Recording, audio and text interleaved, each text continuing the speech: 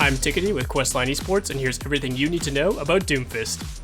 Doomfist's passive, the best defense, allows him to generate shields from hitting his abilities. This will generate more shields based on how many enemies you hit with those abilities as well.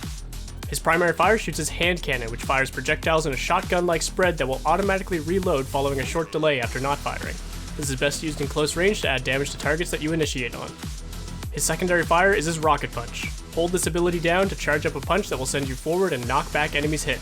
This will stun characters briefly, meaning it can be used to interrupt defensive cooldowns, and if the targets get knocked back into a wall, they'll receive extra damage. The punch can be empowered by absorbing damage with the power block, which we'll talk about shortly. Doomfist's first ability is Seismic Slam. You'll launch yourself into the air and slam into the ground where you land, dealing damage to enemies in front of you in a large cone. His second ability is his power block. He'll raise his gauntlet to block incoming projectiles, which will reduce damage taken from the front by 80%. This will only block damage though, it won't stop the effects of those projectiles. This means things like Ana's Sleep Dart or Roadhog's Hook will interrupt this ability. Your movement speed will be reduced while channeling, and keep in mind that you have to aim your camera towards incoming damage to benefit from the damage reduction.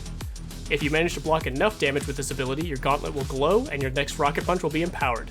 This means that the next rocket punch will charge faster, deal additional damage, travel faster and farther, deal increased knockback, and any targets that get hit into a wall will also be stunned briefly. Doomfist's ultimate is his Meteor Strike. Meteor Strike!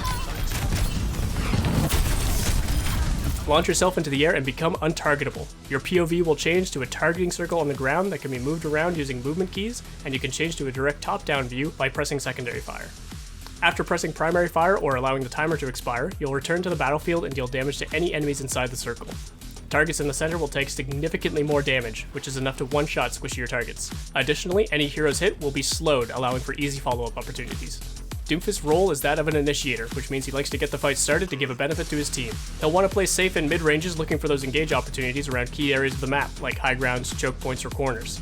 You don't want to stare down the enemy from too long of a range though, since you can't do much to them until you close the distance. My advice as a coach would be to think about getting out as much as you think about getting in.